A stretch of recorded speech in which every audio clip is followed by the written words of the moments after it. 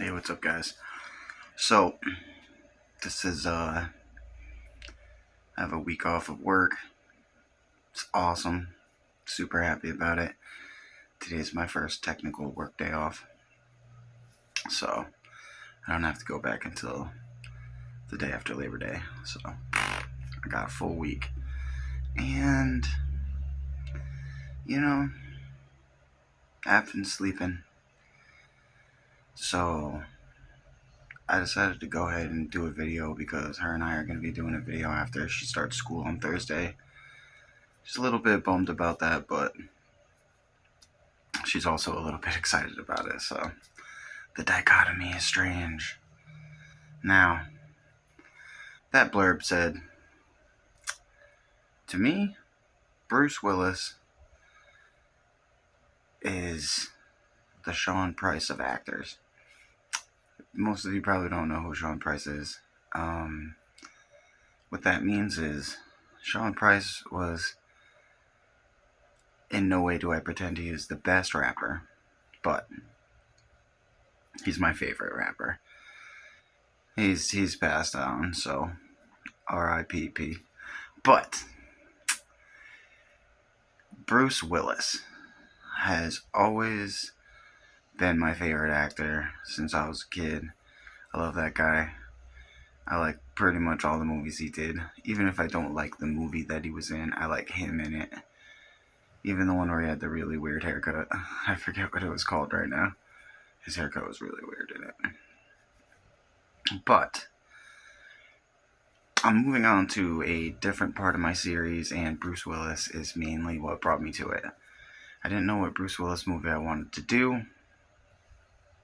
Ultimately, I decided for my new part of my series, which is going to be movies that I recommend to people.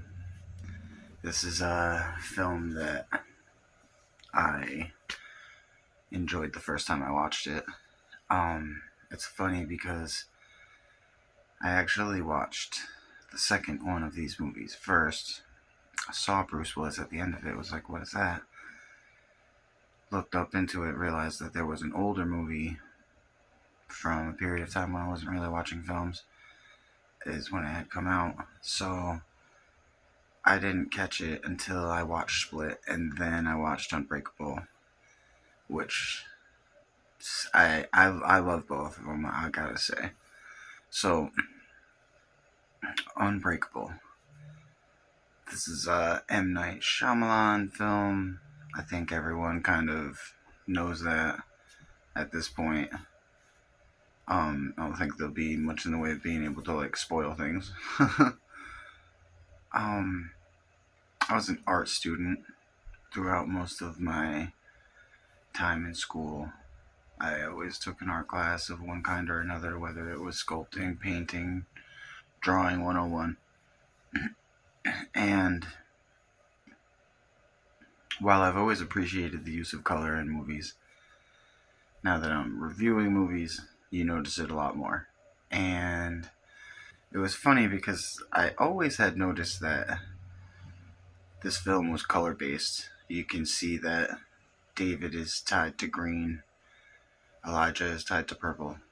And what I hadn't noticed until I watched it this time was that there's also yellow that's introduced everywhere, and the yellow only comes in during the times that are rough for David. So while he's having doubt, uncertainties, worries, dissatisfaction, or feeling like the shock of betrayal at the end, there's a lot of yellow. And I don't know how I had never noticed that before. It just wasn't something that I picked up on. And it's funny because, obviously that's a code to the second movie. Apparently, when this film was being made, the two films, Unbreakable and Split, were supposed to kind of be like one film in a way. And then the project became too big, so they decided to, ironically, split it. um, so during the period of the movie at the beginning when he doesn't believe that he's actually powerful, um, there's a lot of red. The reds start to fade as he begins to believe. So, the more that he actually, um, like, once he really starts to lift those weights, that was the first time that he really is like, whoa. That's when the reds start to really fade out of the movie. There's still yellows when he's doubting, but the yellows become less and less and less over time until the betrayal at the end. Now, another actor I love, Samuel L. Jackson.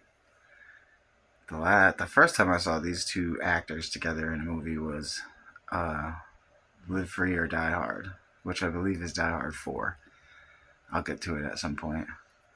But I loved that movie as a kid. I thought they were awesome. Their chemistry was really, really good.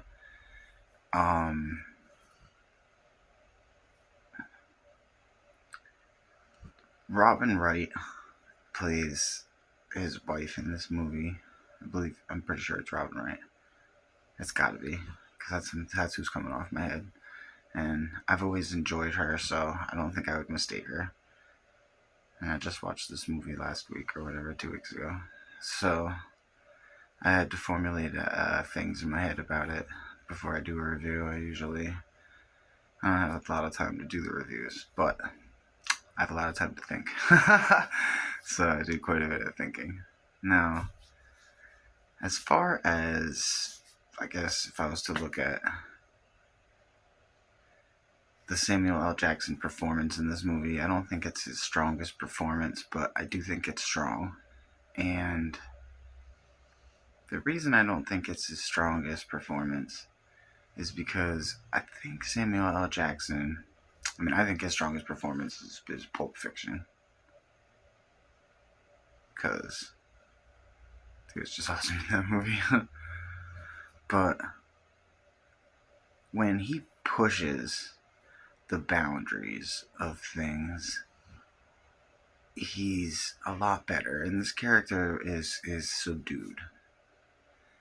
He's passionate, but he's relatively subdued until his mania is revealed.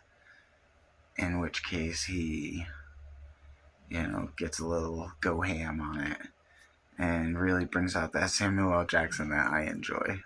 Like I said, Pulp Fiction, Samuel L. Jackson, that's peak stuff right there. He is so good in that movie. You just let him be unhinged and do his thing.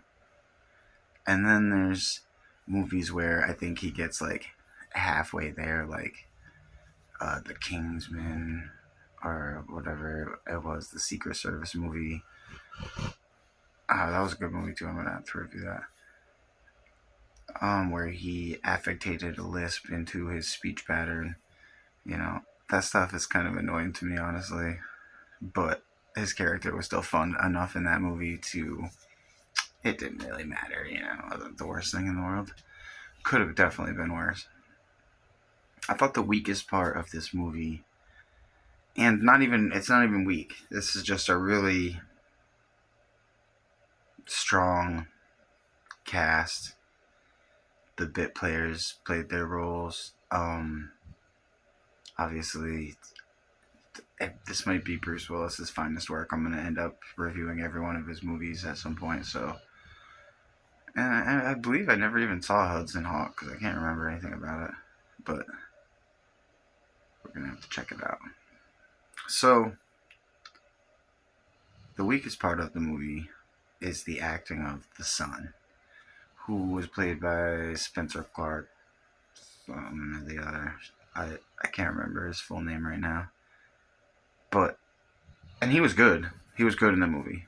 It was just a strong cast around him, and he was the kid. So, You know, if that's the worst that you can say about a movie, is that the child actor wasn't that strong in a very strong cast of people around him, and just a visually appealing. Oh, the score was like just light touches. They only used a few instruments, and they just barely hit you with stuff to like build pressure and put tension on places where it needed it, or give you the uplifting moment that you wanted, or the moments of danger and then triumph over certain things, because there's not a whole lot of action in this movie. It's the weirdest superhero origin story of all time, and that's probably why I really love it. So, to me, Unbreakable, 10 out of 10. If you've never seen this movie, I would check it out immediately. You might be a little bit bored if you're not like a movie watcher type person, because it has a little bit of a slow pace. But if you are a movie watcher and you really want to be engrossed in a story, Unbreakable, 10 out of 10. Have a good day.